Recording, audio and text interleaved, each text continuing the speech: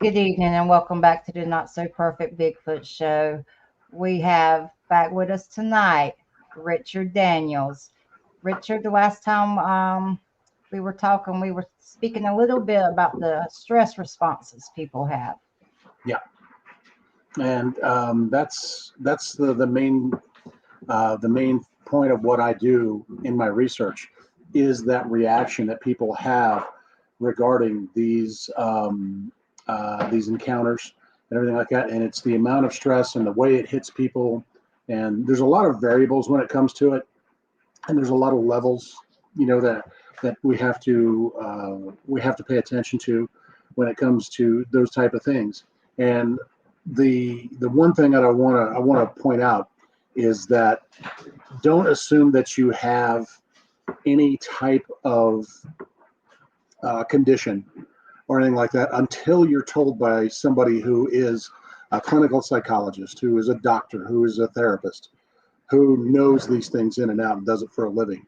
And I my work for 12 years was as a paraprofessional.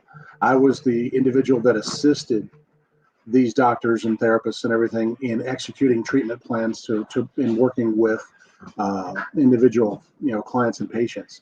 And I'm familiar with it from that level. And I can probably give you a good idea where you are, but I'm not going to give you a diagnosis because it's not the best thing in the world to do. So it's smart if somebody really feels that they are afflicted and impacted very deeply by one of these encounters and one of these experiences. It's very important to seek out the professional help that could get them onto a journey, onto that pathway of recovery. So when we were talking about one of my encounters, you categorized me as a freeze. Hmm. Can you go into that response Yep. or that And type that's of response? yeah, the free see everybody knows fight or flight. That's a pretty common thing. I think a lot of people know. A decent number of people know about freezing. It says fight, flight, or freeze. And there are actually two others that are in there. One's called fawn or flop. One that's where fawning is where you avert your eyes or completely turn around away from whatever it is you're experiencing. And flopping is literally just dropping on the ground out of the impact of the emotional impact that you're feeling. A lot of people think that's fainting, but it's not. Fainting is where you pass out. Flopping is where you just your legs give way and you stop thinking about keeping yourself upright. And then the fifth response is called friending. That's a very it's a rare one, but it's where people feel an intimate sort of knowledge or intimate sort of contact with whatever experience they're having. And when it comes to Bigfoot encounters or cryptid encounters, they feel some intimate connection to the creature that they're encountering, and there's some speculation that could be what mind speak is about when people talk about that or things like that. But again, more research has to be done to be able to determine that. But when it comes to your reaction to your encounter that you had, it's a fairly common one in that it represents probably about anywhere from 20 to 30% of every encounter that I talk to people. And you did it in a unique way, kind of like I did in my first encounter. It was basically just seeing what you're seeing and going into a disbelief phase where your eyes are on it and you're looking Hmm. at it and you have no idea what you're encountering. You know what should be there. You think you know what you think it might be, but the encounter is so um, out of the ordinary that your brain's just not processing everything that you're seeing. You're standing there just staring, watching this creature walk across in front of you. Hmm. I mean, a lot of people would call that being dumbfounded or being puzzled or whatever, and that all fits into that category, that freeze category. You didn't freeze out of fright; you freezed out of confusion, out of and I did the same thing. My first encounter, I stared at this creature that was 40 feet from me, Mm. fully thinking that it was a bear, and it didn't look anything like a bear. And I was trying to figure out what kind of weird bear is this, and Yeah. and I didn't realize until 5 years later. And so it can get very complex like that. There's a lot of different things that could fit into different categories that are identified, and none of them are wrong. That's the most important thing to remember. There's no wrong or right reaction to it. That's just when you get down to that level, that is your instinctual reaction to what you see. And people try to think, oh, I'd do this if I saw one, or I'd do that if I saw one, and they have no idea, none whatsoever. It just comes from the inside, and you never know how you're going to react. What would you say is the most common response? Definitely flight. In the study that I did, the flight response was over 50%, or not over, it was over 40%, excuse me. And it was, understandable, completely understandable that somebody that either immediately upon seeing a creature or soon thereafter, within a minute or two of encountering a creature, they take off running and get out of there as fast as they can. But a flight response isn't always running either. It can be just turn around and walk back where you came from, or going to a place that you're going to feel safer. Those responses are pretty common, and I think it's a natural instinct to want to get away from something that you feel threatened by. And you see it all the time. Believe it or not, I watch videos to where people they do scare pranks, and if you know what you're looking at, you can actually see some of these reactions in the people that are getting pranked by their friends and getting scared. You'll see people take off running. You'll see people freeze where they are, and you'll see people just turn away and do things like that. And in some cases, you'll see them flop on the ground when those things happen. And I think it's extraordinary. I mean, they're for entertainment value and to make people laugh, but you can actually pick out these responses in those kind of videos, and it's very educational if somebody wants to look at it from that point of view. I'll never look at those videos again. My husband is addicted to them. Watches them on the couch. Well, they're fun, but there's learning in there if you're looking at it the right way. So, how long do you think it takes the average person to actually process what happened and come to some kind of terms with it? That's very hard to say. It's a very individual process. I've met people whose total response to what they've gone through is maybe just change a routine or two that they're doing around their property or something like that. And then again, I've met people that are suffering from what you call xylophobia, which is a fear of going into the woods. And the lifelong outdoorsmen that are out there all the time, they encounter one of these creatures and they never go back. So it's those two extremes and everything in between that it could be. The one thing that I've found that helps is a history of being involved in confrontation. I find that there are combat veterans, military members, police officers, first responders that are at that point of confrontation quite a bit and have processed through these things before, very stressful things before. They have a little better chance of recovering sooner. But being that most of these, most encounters that you're coming across, and I'm talking the vast majority of them, are at random to people that are not out there looking for these creatures, it's a huge shock, and it's hard to say how long it will take.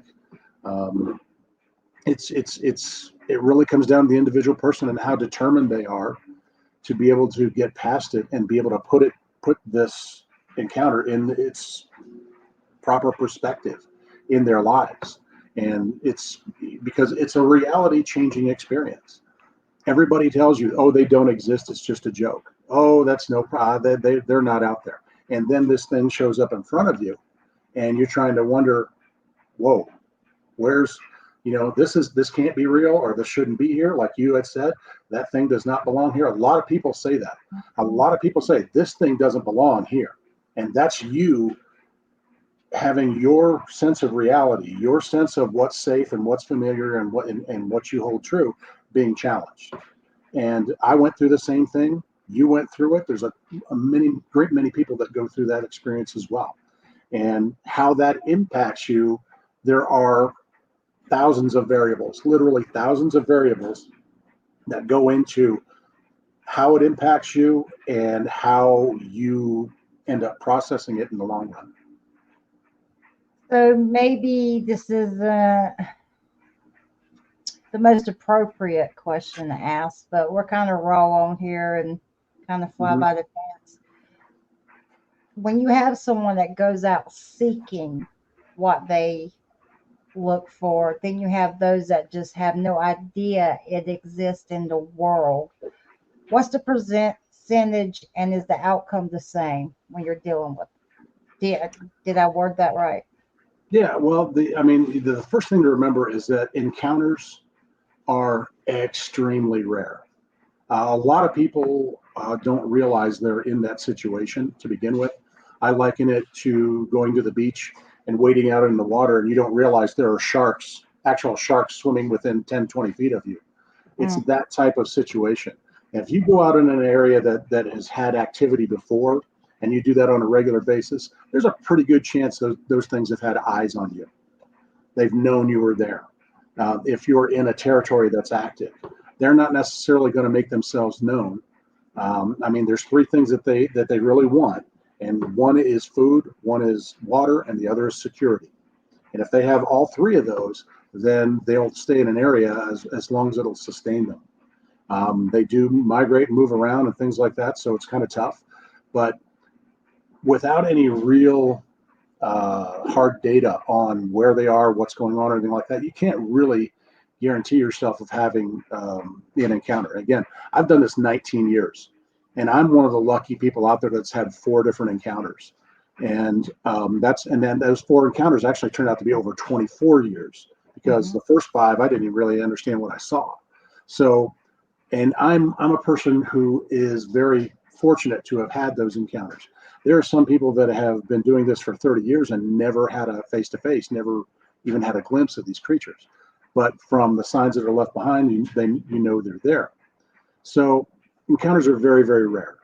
So I'm talking better than 99% of the time that I've been able to determine people that actually go out looking for these things and, they're searching.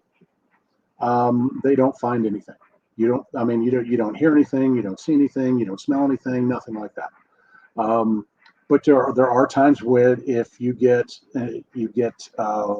researchers that know what they're looking for. Tree breaks are a good indication. Stick structures can be a good indication. There are a lot of other factors that can go in there. If you know the sights and sounds of what your environment you're going into very well, then you have a better chance of picking up their activity, which sounds a lot like the other animal activity that's going on in a given area.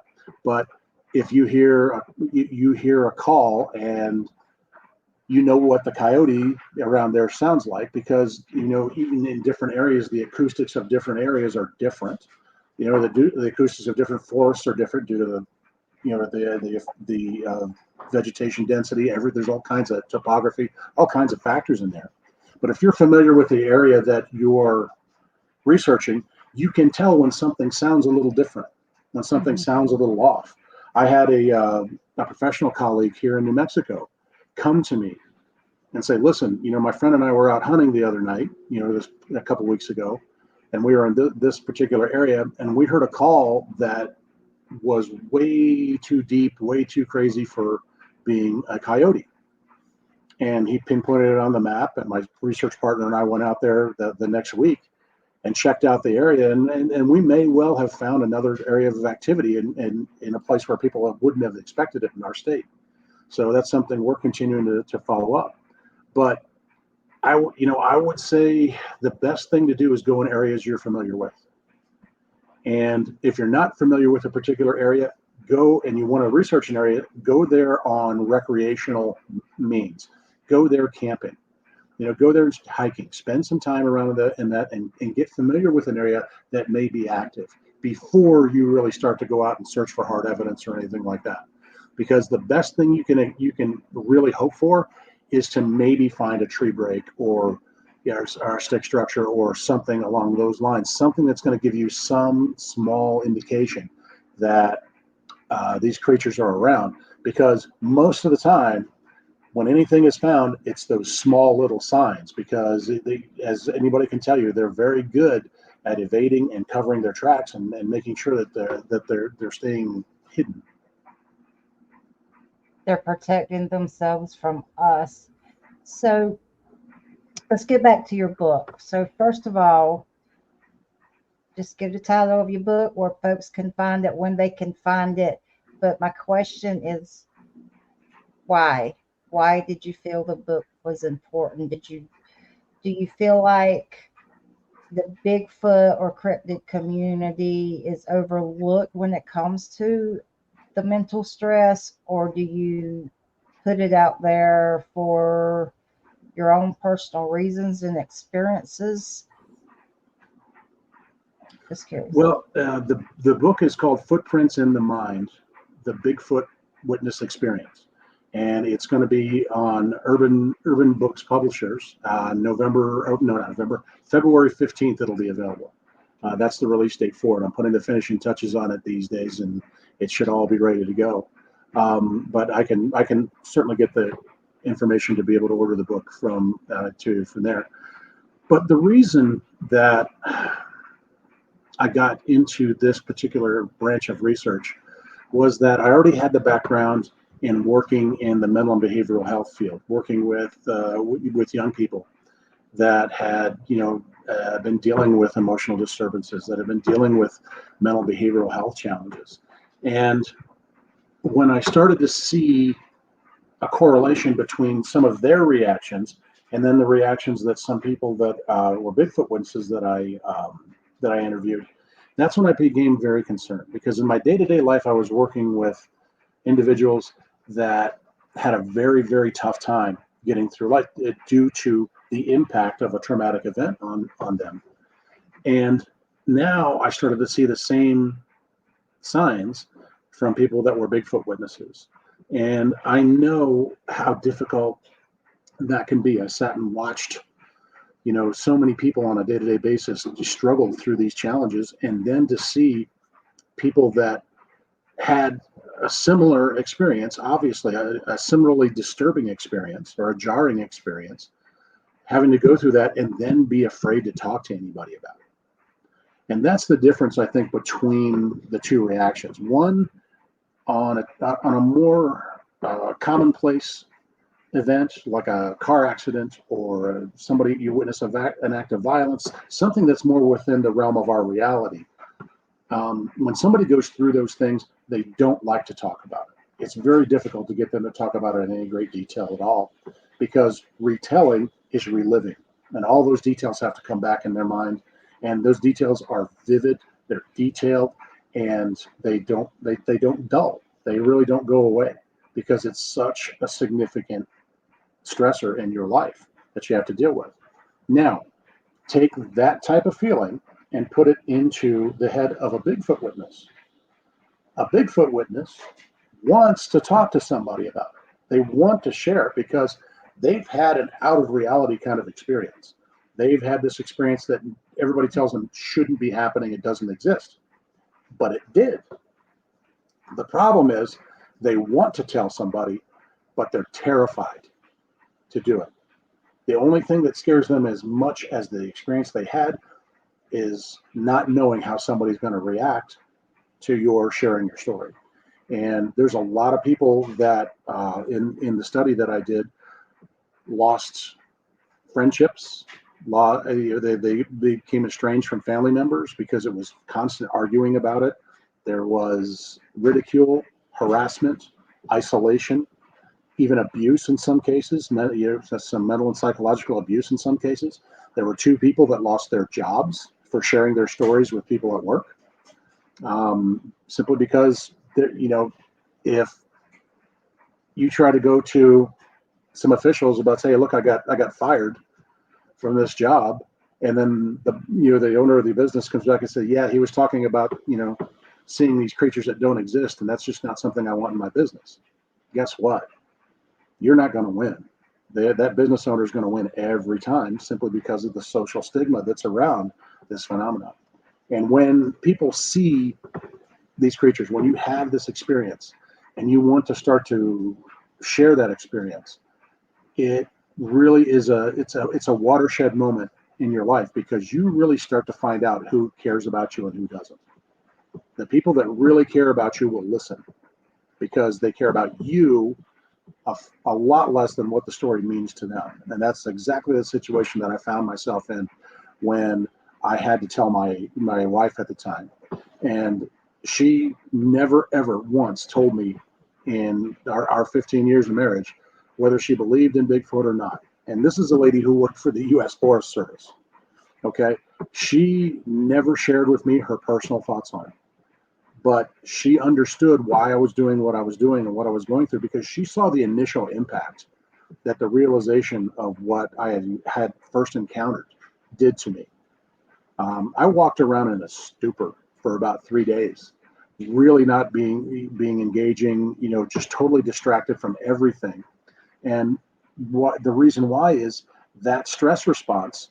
Once you get to that stress level, once you get to that alert level, you are sent into a state that is very similar to ADHD. And depending upon how hard the impact is as deep as that state can go. And if you don't typically, behave like that, somebody around you is going to notice that there's something wrong. And that's what she did.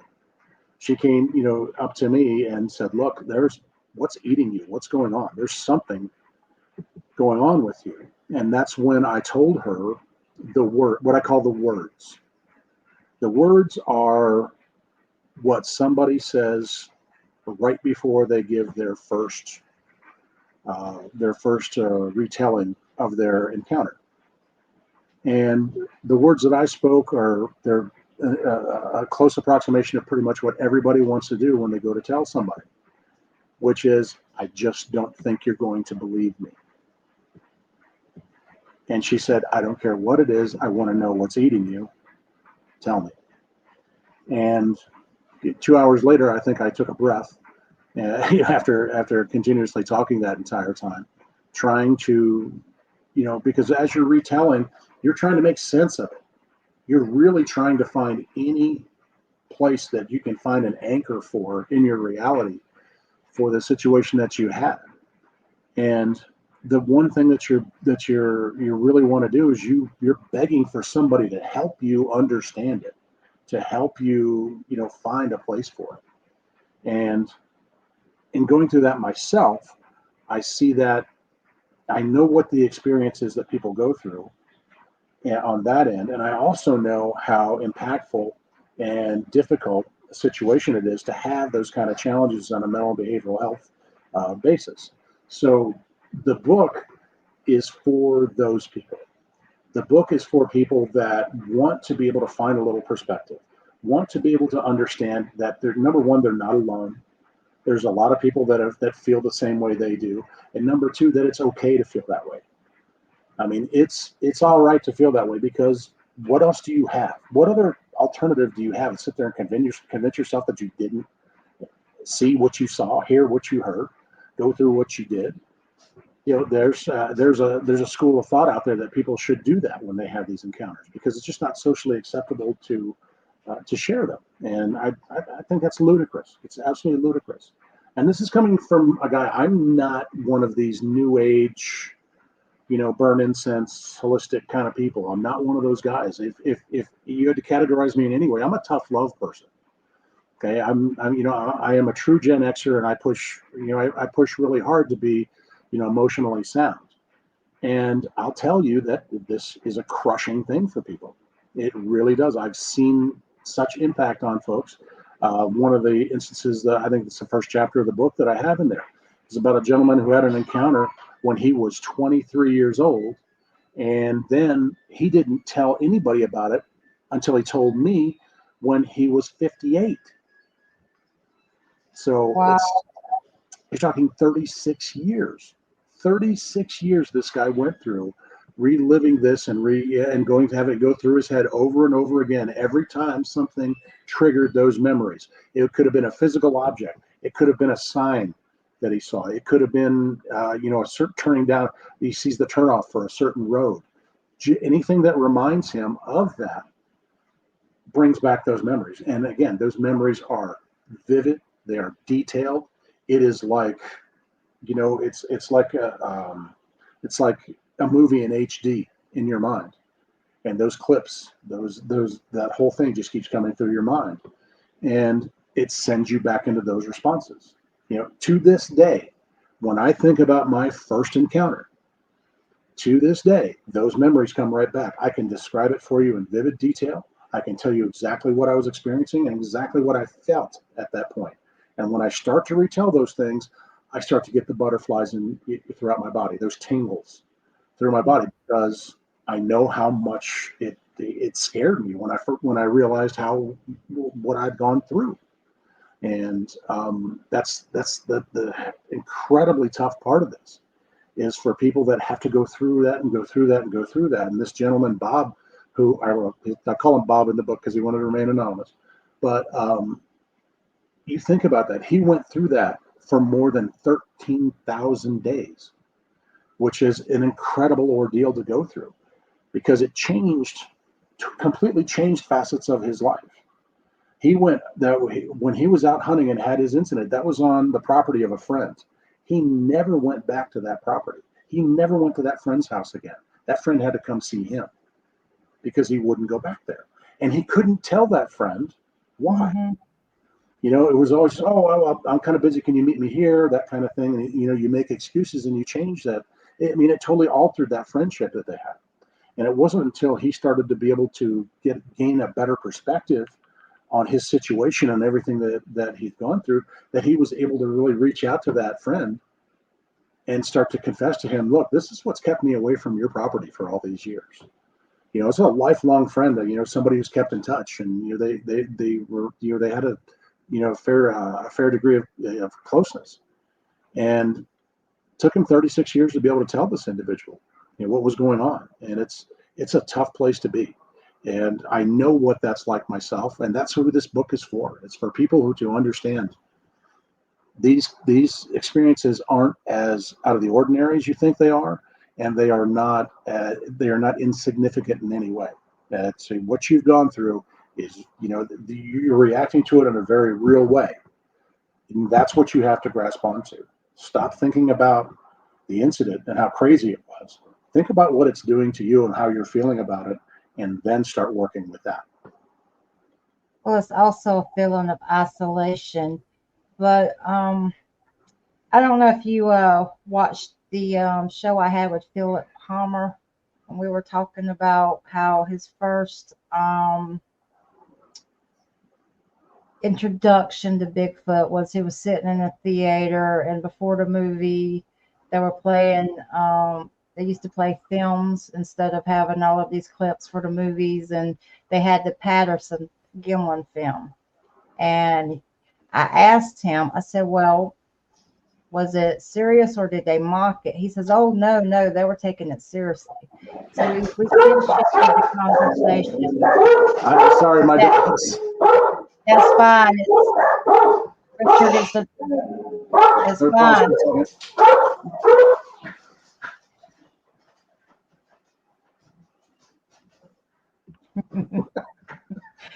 That's why it's called the Not So Perfect Bigfoot Show. Yeah, we've got 4 dogs, so they go a little crazy when somebody comes to the door. Well, it's the Not So Perfect Bigfoot Show, and that's daily life, and it makes us human, doesn't it? Yes, it does. So, anyway, if it's okay with you, I would like to keep that in because this is basically what the show's about. For everyday people and everyday life. No problem. You'll hear our healer working in about 40 minutes because we're going to have company coming over. That might be why I'm so accepting of it. But we're also okay. But we were also talking about. So they kind of took it seriously back then.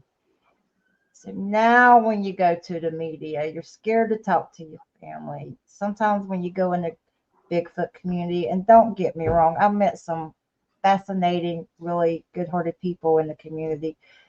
People can be cruel. So there's really, they've got to find the right people. Sometimes they don't do that.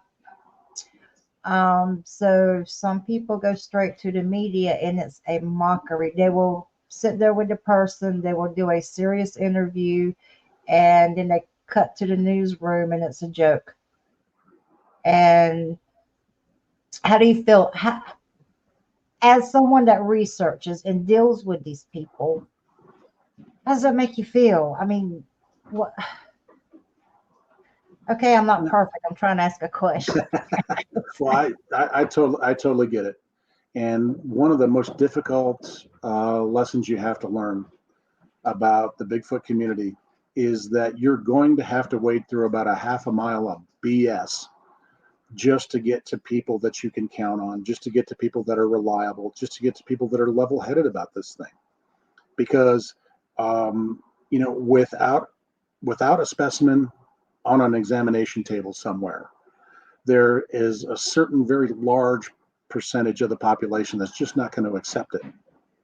And so the ability to move forward with this and not care what somebody thinks is a hard thing to do. I tell people all the time is that you can think about me whatever you want to. It doesn't change the truth that I went through.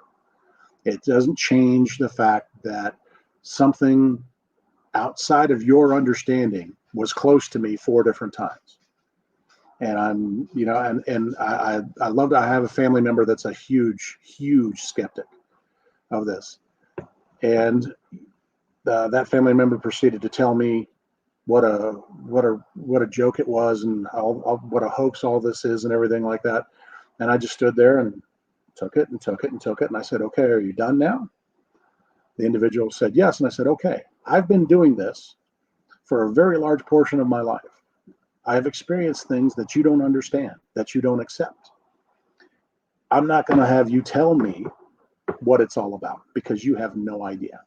You're going right off the top of your head. And if you ever really sat down and listened to me, then perhaps you'd change your mind." And this individual has promised to read my book and see what it's all about. And that's really what it comes down to. You're to you have to understand, when you have an encounter, that becomes your truth. And if nobody else is there with you, then you have no choice but to go with your truth. And if you're true to that, if you hold on to it, you're going to find out who really cares, who really matters, who the important people are to you, and who was just there trying to fill time or have you around for something that served them. And I look at people quite often and say, think whatever you want, doesn't matter. It's not going to change anything that I do. It doesn't change anything that I've been through. And if you truly were a person with an open mind, you'd at least listen.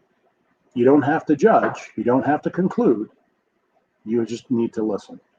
And that's what you're up against. You're up against people that will make conclusions, make permanent conclusions based on very, very little information.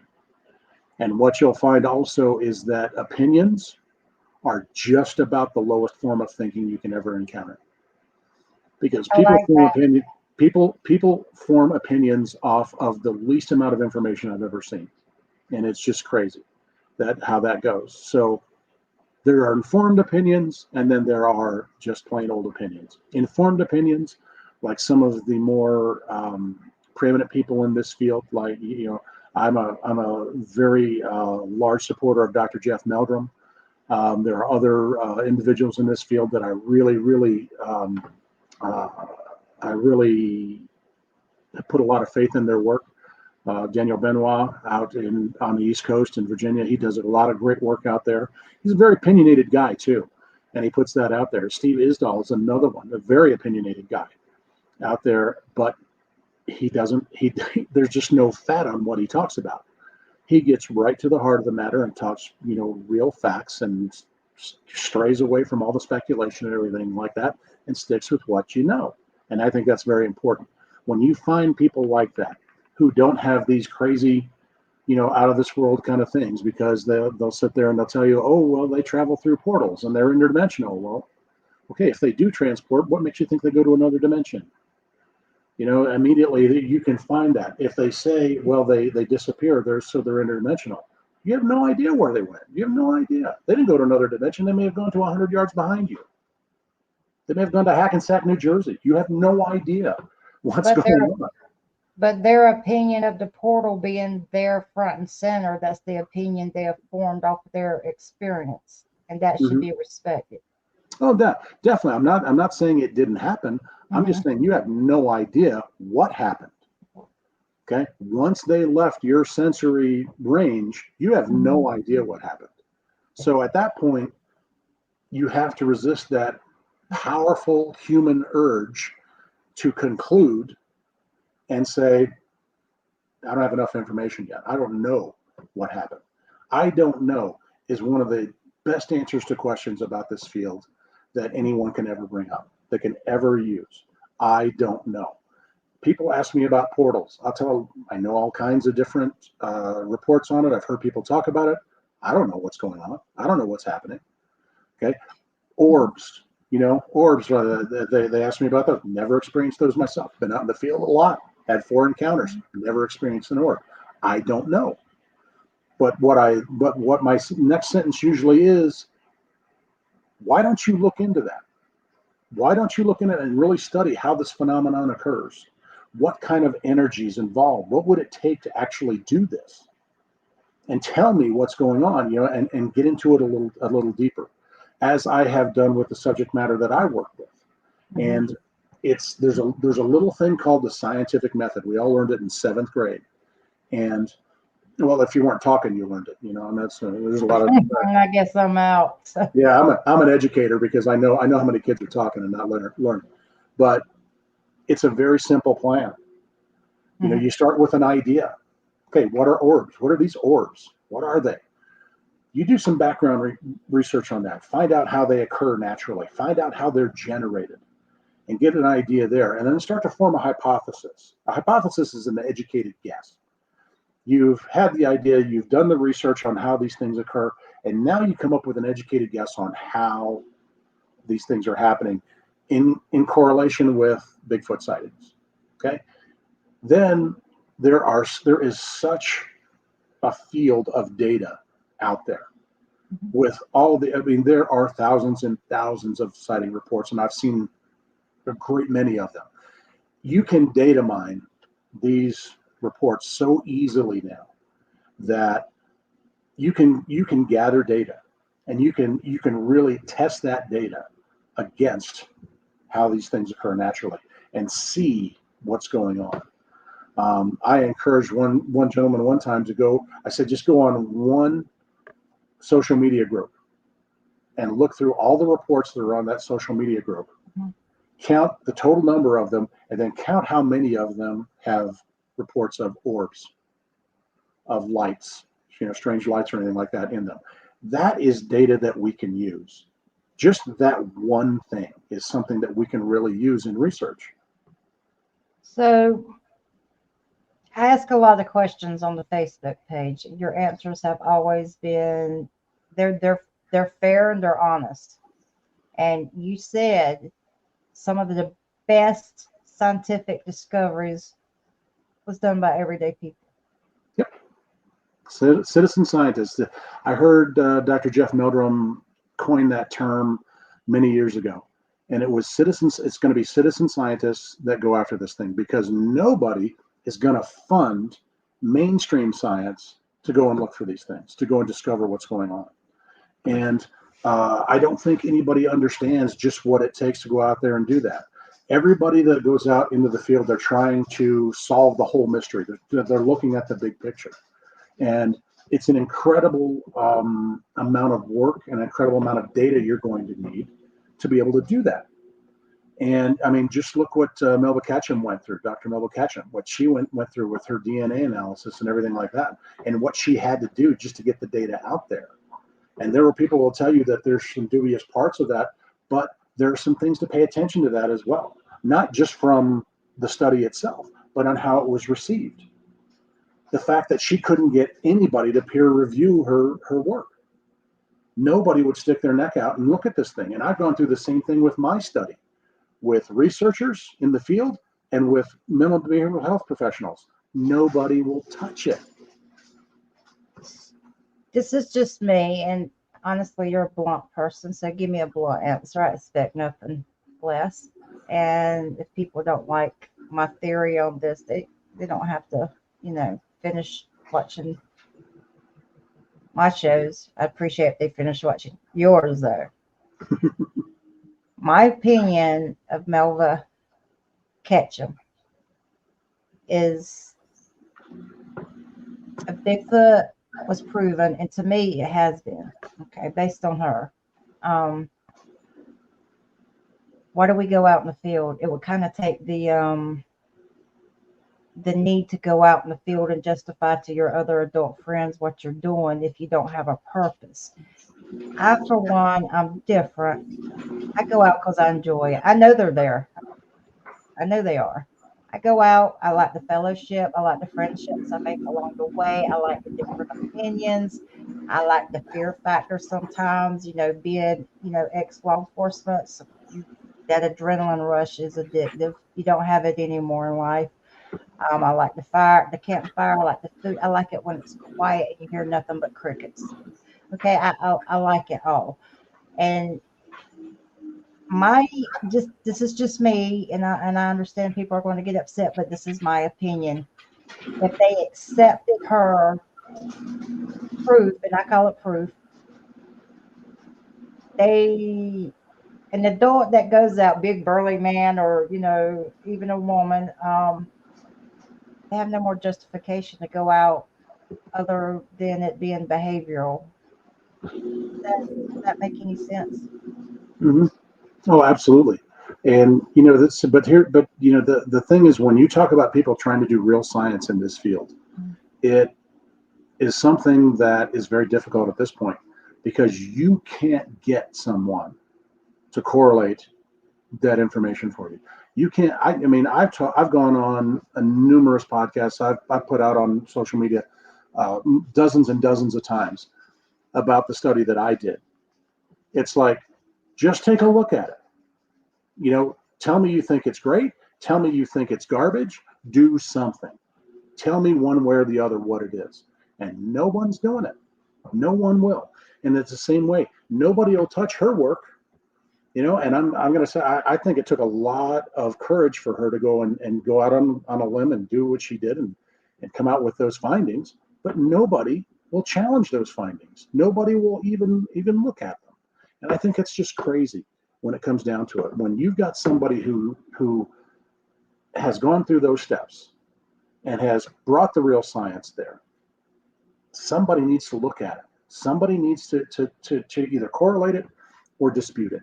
And until that becomes part of what this field does, okay, then we're all we're all fighting against banging our heads against that wall trying to get through. And I think part of the reason that we have a problem in this field is that there's no discipline in it. There's no discipline like there is in nuclear physics. There's no discipline like there is in oncology or any other kind of science.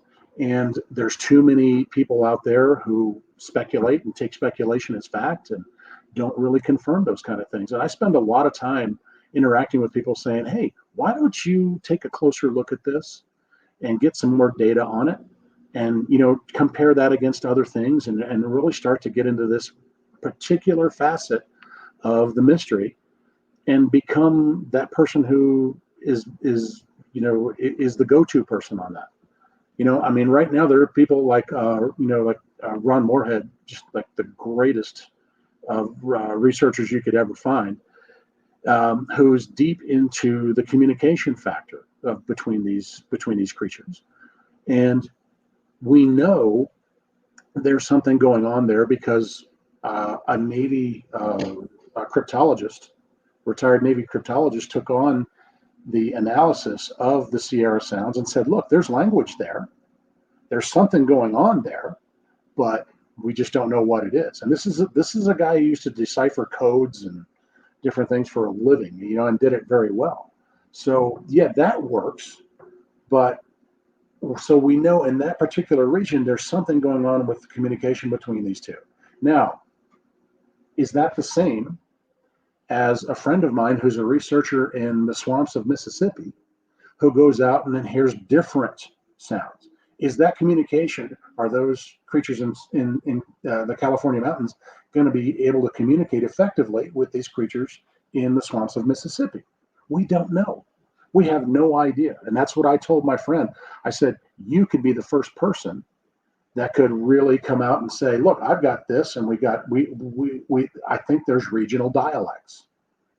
And it would make sense, since there's regional dialects all over the world of different things, variations in different languages. We don't know yet until we make this analysis, until somebody gets down to those fine details and really starts examining it the way a scientist would. We're not going to know. And for all those people who say, well, I can't be a scientist, I don't know. Yes, you can. I had to teach myself all this stuff. So many things when it came into this. I spent as much time educating myself on different facets of science and different things that are done as I have on the subject itself. We all can do that. It's available. It's at our fingertips now to be able to do good, solid science. And the example I'll give you is that, back in the 1980s, there were these people who were building rocket-propelled cars in their garages. Certainly, if they can do that, then we can teach ourselves different things now. And I learn more and more about behavioral health, mental health, and psychology and everything else as we move along. And that's what it should be. It should be that process. And if somebody actually takes a look at my data and tells me, look, this is flawed, this is wrong, and here's why, guess what? We've moved forward. And that's the important thing. I'm long beyond the existence argument with anybody about whether these things are there, whether they're not. Nobody's going to tell me that they can't be there or tell me what it's all about. I know what I've encountered, and I know what I've dealt with. And I talk to a lot of other people that have been through the same type of things. So the existence argument to me is out the window. There's something out there. We know we know there is. Why would I spend 10 seconds trying to convince somebody who's got that mental block that they can't be there? I don't even enter into those arguments anymore.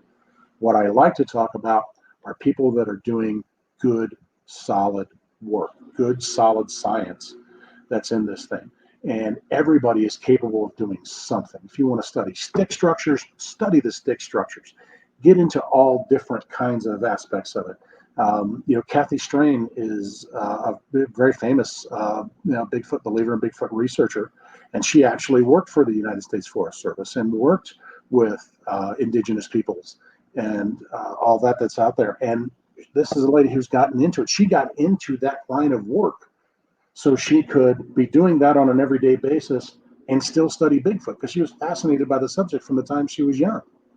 And this is a lady who has done incredible work, especially when it comes to the understanding that you get from the First Nations people in North America. This is a lady who knows what she's talking about, and she's fascinating to listen to. Those are the people that I seek out, and those are the people that anybody can become. You just have to decide to do it. Because trust me, if you'd have told me 25 years ago that I would be talking about all kinds of different technical topics in mental behavioral health and recovery from stress response and everything else, I'd have laughed at you. I was not that guy, not even in the least. If anything, I enjoyed looking into a telescope and watching the stars. That was one of my favorite things to do back then. But I had to switch because something happened to me, something occurred in my life, and I wanted to know the truth. And I learned very quickly in this community, you can't trust a whole lot of people. And there's only certain people that you really need to take their word for what they're going through. And I work every day to try and be one of those guys, and I work every day to find more and more of those people. So, Richard, are you still open for more people to reach out to you for more studies? Absolutely. I'm more than happy to do that. I plan to continue the work that I'm doing now and be able to help witnesses that have gone through that experience and provide, and research it and find more information about it. I also plan to look into other facets of the mystery as well. one thing I'm going to do is because it's come to me that without a creature on an examination table or examination lab somewhere to be able to Mhm. look at, what are you left to really study? There's not a lot of other information other than the footprints and the tree breaks and the different things and different sightings that are going out there. So I'm starting to take a very strong look at the people involved in this phenomenon. I plan to do a project on people that are believers, people that are staunch believers in this phenomenon without ever having any experience themselves. I want to find how that works and what's behind that part of the phenomenon. And I also want to do a project with skeptics. Why are they so steadfast in their views, and what goes into that, and how that works? Not to discredit them in any way, but to understand where they're coming from, truly understand what's going on there, why they want to do what they want to do. And because you go to these different groups that you have on social media, half of the people on there are people that don't believe in the phenomenon at all, but there's something to it because they're there every day. They're obviously, I mean, they're making comments every day. They're putting things out there. They're making posts themselves. There's one gentleman who did this over this weekend, has been going on to different groups on Facebook saying, "Hey, could you show us any clear pictures of Bigfoot? Thanks." And the guy's a clear, I mean, I know from going through the guy's a clear skeptic of it all, but he's trying to make a point that, oh, there are no clear photographs. And okay, that's fine. Yeah, there aren't. Okay, but the one that we have to go through, or the couple that we have to go through, like the Patterson Gimlin film, like the Freeman footage, they sit there and say it's a guy in a suit. Well, yeah, okay, whatever. You don't really examine it the way other people do, but I want to find out why that gentleman is so fervent in his belief and pursuit of it. And usually, I mean, I don't believe in fairies, but I don't spend a lot of time on Facebook groups that are about fairies. I mean, in fact, I don't spend any time on them. All right, that's fine. I mean, that to me is a natural reaction.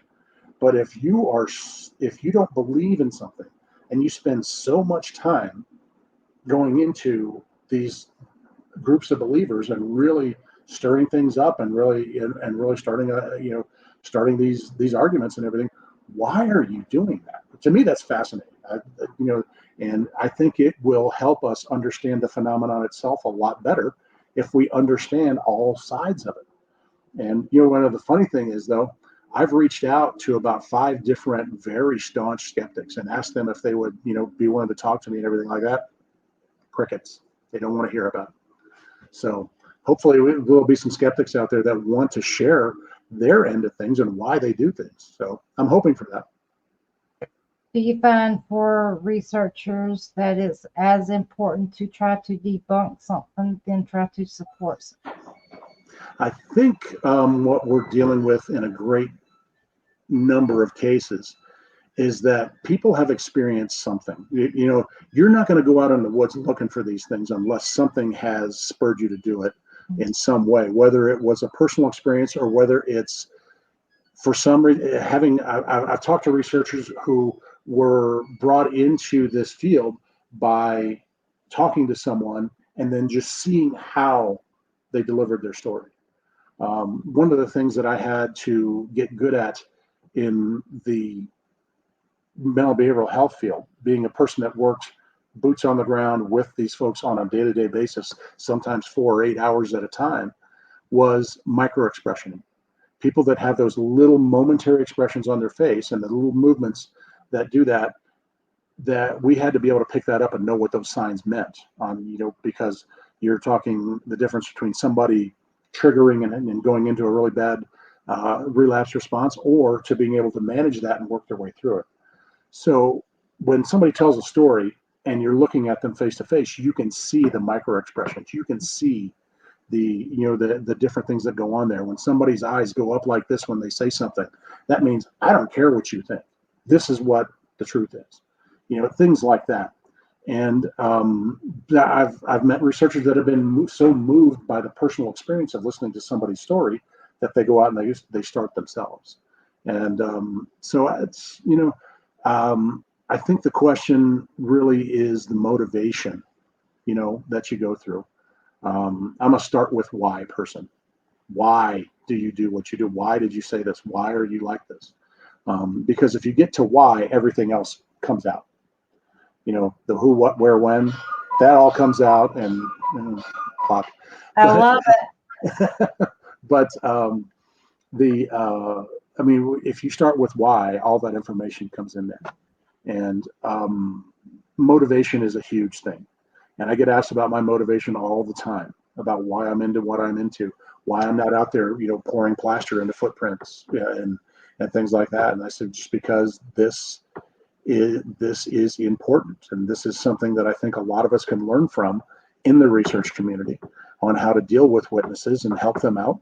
And it'll help the research, number one, from the actual data that you gain, and number two, from the perception of the researchers. How are researchers perceived? Do you think about the stereotype that's in your mind about people that are out looking for Bigfoot? We can definitely move beyond that if we need to. So I think that's a good answer, but I think my question's too, and when you're going out in the field and you think everything's Bigfoot or Sasquatch related, it's really important to debunk a structure. I'm so sorry. It's okay. Swamp Kitty just crashed us. It's cool. It's called life. It's okay. It's called life. Yeah. So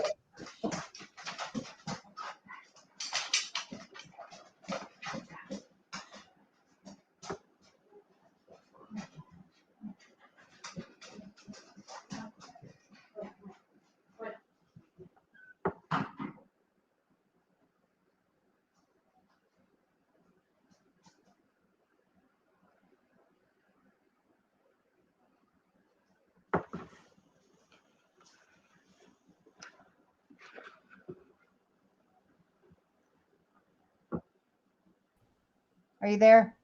I'm here. Well, that didn't go so very well. Now, did I? That I will put out. Technical difficulties happen.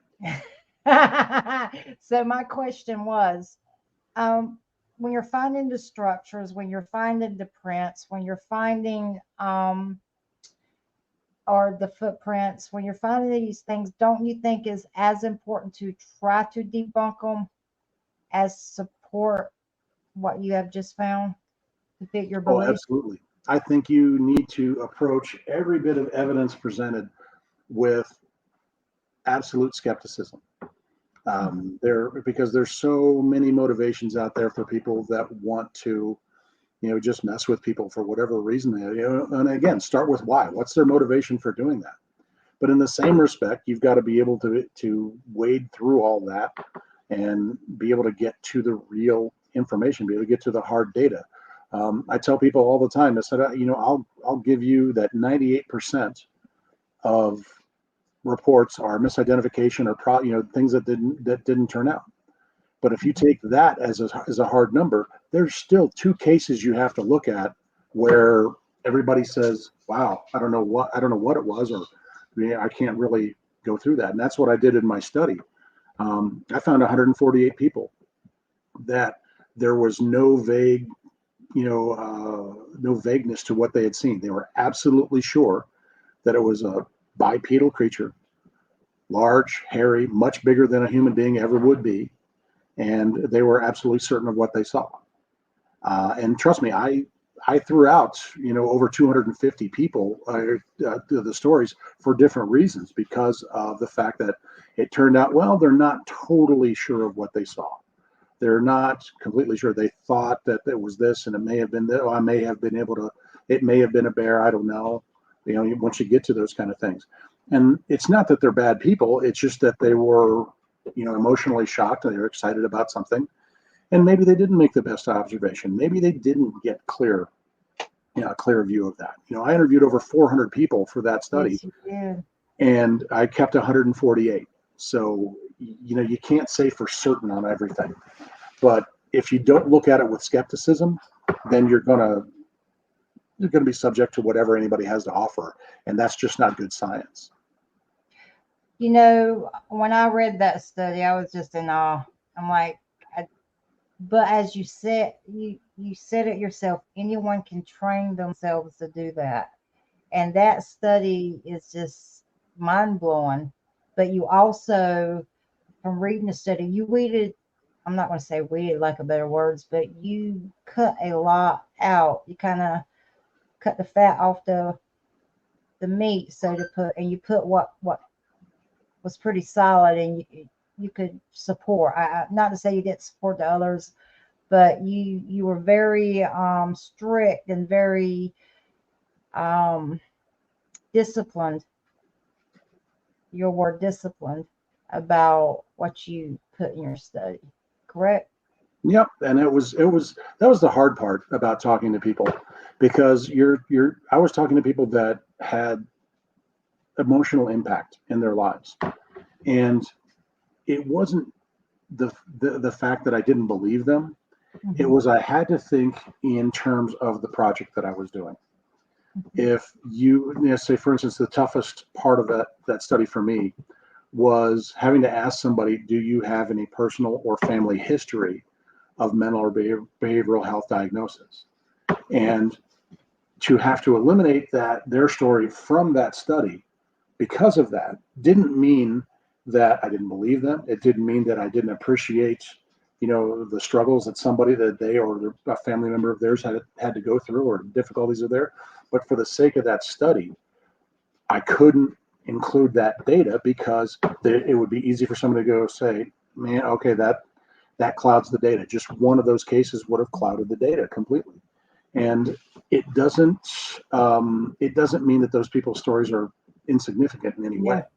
Yeah. It just means that you have to be dedicated to the project that you're doing and something like that. And after a while, I was able to see the reality of what I was doing, and uh, the necessary means that I had to go through to be able to do that. If somebody's story got bigger and better every time I talked to them, if they remembered more and more details every time I talked to them, and it's just, I couldn't use that. It didn't make any sense. But if I talked to somebody three times and it was the exact same story three times, with the same amount of details and everything like that, and then it became pretty apparent to me that this was a very consistent presence in their minds, and that would became a valid story to be able to put into for this data analysis. And anybody can do that. Anybody. I didn't have any idea how to do a case study when I started that project. No idea. I had to look it up and see what requirements there were, what you needed to be able to have. And the big thing in there was set standards that you have to keep. And you must be able to have data that is unquestionable as possible. Okay, that's how I did it, and I went through it, and I had to study interrogation techniques. I had to study interview techniques. I had to get into that because if I realized that going into it, I had a background in interviewing people, but I wasn't necessarily a great interviewer. And that's what one of the things that I mentioned in my book is that I was doing like everyone else did. I would go and interview a Bigfoot witness and say, okay, how big was it? Where was it? What color was it? Did it smell? All those kind of things. And I would rush the creature. That's what I've come to call that, is rushing the creature. And I didn't talk to the witness. I just wanted the story, and I was done. And I had to really change my interviewing techniques as a result of realizing that, okay, we're dealing with a different kind of situation here, and I should be talking to these people the same way I talk to everybody in my mental behavioral health field or job that I had there. So, and that's part of that realization, is that you gotta grow. If you don't grow and learn as part of your research, then you're doing it wrong. Yeah, if you know everything that you need to know when you start, why are you even doing the research then? And then I've come across dozens and dozens of instances where I've gone, oh wow, I need that. Oh, that's interesting. I didn't know that, or I need to, and you learn new things and you grow and you get better, not just as a researcher, but as a person as well. I'm a very different person to talk to these days than I was 25 years ago. And I think it's a result of my experience and the result of being able to share in the experiences of a lot of other people. Well, Richard, I think you've done a fabulous job growing and helping other people grow in the field and their experiences, and to get a grip on what they're dealing with out there and what they've experienced. And I thank you for that. So people can find you on Facebook, correct? Correct. The result of my research, the big finding is that I believe there is another mental and behavioral health diagnosis that can be put out there, and I call it paranormal encounter syndrome. And that's where somebody goes through all the stressful event and everything like that you would have on more commonplace occurrences, but the nature of what they've experienced gets them to the point where they want to talk about what they're gone through, but they can't. And that's the syndrome that you're dealing with. People want to unload this experience and want to have somebody listen, but they're afraid to do it because of the ridicule and the stigma that's around what they've experienced. So the name of the Facebook page is Paranormal Encounter Syndrome, and I think it's pretty easy to find on there. I don't think anybody would have a problem to it. Right now, I just post very supportive things that are on there, and people, about good mental health and about good, clear lines of thought and those type of things. And there's a few people that I interact with on there now that, and people are very, very shy to do that on a public forum. And I understand that completely. So I'm never going to say to somebody, oh, just write down what you got. Tell me right now. I said, you tell me what you can. Tell me what you're comfortable with. Do what you got to do, and work your way through this, and we'll get there. And so Paranormal Encounter Syndrome is the Facebook page, and I invite anyone to jump on there and take a look. You might even find a few good recipes on there because, good eating is good mental health too. I probably need to go there. I feel like we have just touched the surface of what you know and what you're about, and I really hope we can just sit down again and just touch base on that, if you don't mind. Anytime, just let me know. As you can tell, I have no inhibition whatsoever when it comes to this subject. I'll talk about anything for any amount of time you need. Well, I think that's just fabulous. We're going to wind it down because my dog is about to start barking too. And I'm sorry my cat crashed crashed the show. I am sorry I was late, but that's why we're not so perfect Bigfoot show. Life happens. So we'll deal with it. Well, that's my approach to things. None of us is perfect. So I thank you for coming, and I look forward to having you on again. And once again, they can reach out to you. Just say your group again, say your book again, where they can find it again, and what's your next event, just to leave it fresh in people's minds. Okay, the name of the book is Footprints in the Mind, the Bigfoot Witness Experience, and it'll be out February 15th on Urban Book Publishers. And you can look for it there, but I'll be distributing all the information to be able to get a hold of the book as we go. You can reach me at Paranormal Encounter Syndrome. That's the name of the group on Facebook. Feel free to reach out there and drop a line and let me know what's going on, or just say hi. I'd love to chat with like-minded people. So, and I spend a lot of time on social media looking for different stories and different things that are going on, trying to gather information and expand my knowledge of the subject. So look for me there. And by the way, I am working on something that this summer I am going to announce, probably the first time in a long time there's been a theory, a really scientifically approached theory on where these creatures came from. And I'm going to release that on June 1st when I appear at the Marionette and Menominee Bigfoot Convention in the Upper Peninsula of Michigan. So if anybody has plans to come out to that one, I'll be able to share it there. There's going to have a great panel of speakers that are going to be out there, and Doug Hajic, who used to be a producer for Monster Quest, is going to be the featured speaker out there, plus a slew of other ones. Barnaby Jones, a good friend of mine, who's a researcher up in that region. It's going to be a great time up there. So June 1st, the Marionette Menominee Bigfoot Convention. I'll be out there, and I got a big announcement coming up there. Every time I go up there now, I seem to have big announcements that I'm going to put out there for my research. So what we're going to do, I'm going to have to say goodbye to you, but we'll be seeing you again. Absolutely. I'll look forward to it, and thank you for this opportunity. Well, thank you for coming on the show. So um, I want to keep this rolling. I'm going to bring up your screen only, and are you ready to give your tribute? Sure. All right, here we go. I'm giving the screen to you. Let me just